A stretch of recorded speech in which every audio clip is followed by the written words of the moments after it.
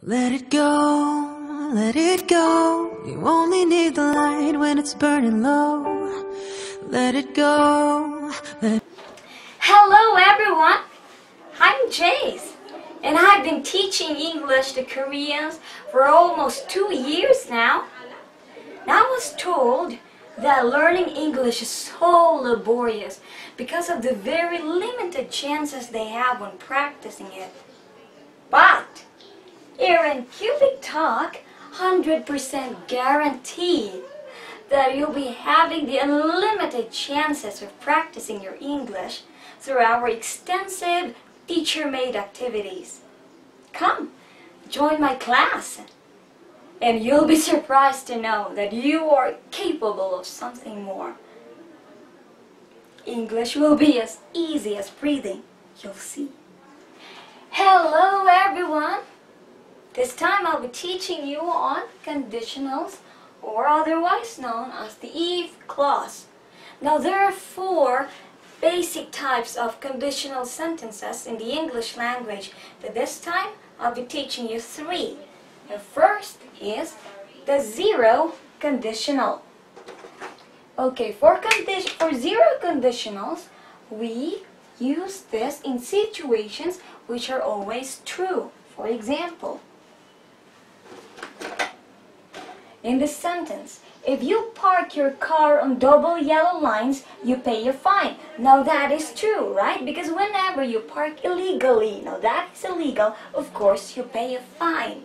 Now that is true. In the zero conditionals, we constructed using the present tense on both if and the main clause. That is how easy zero conditionals are.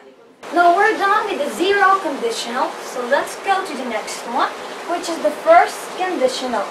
In here, we use this to speculate or to predict about possible situations that can really happen at present or in the future.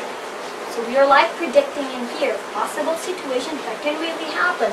For example, in here, if he studies hard, he will pass the exam. Now that is a good prediction, right? Because if you study now, there is a possibility that when you take the exam, you'll be passing that exam. How are we going to construct that? Okay, so we have here the if clause. And then, of course, we'll be adding it with the present tense. Second is, on the main clause, we add it with will. And then we add the bare infinitive, which is past the exams.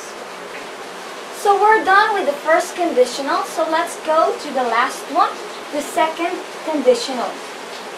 In contrast with the first one, this second conditional is used in situations that will probably never happen at present or in future.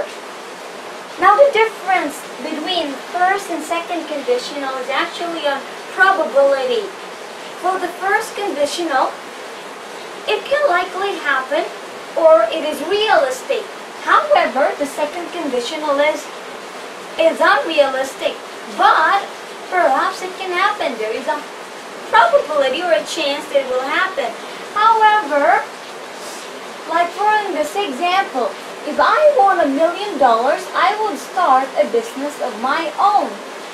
Wow, winning $1 million maybe in a lotto is possible, but the chances of winning is actually like maybe 60%.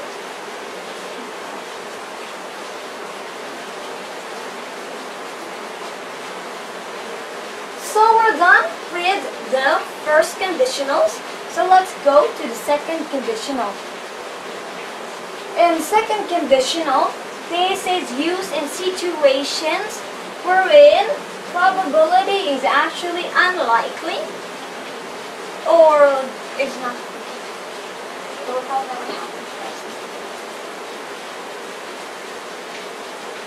So we're done with the first conditional. So let's go to the second conditional, which is the last one. In a second conditional, this is used in situations that will probably never happen at present or in future.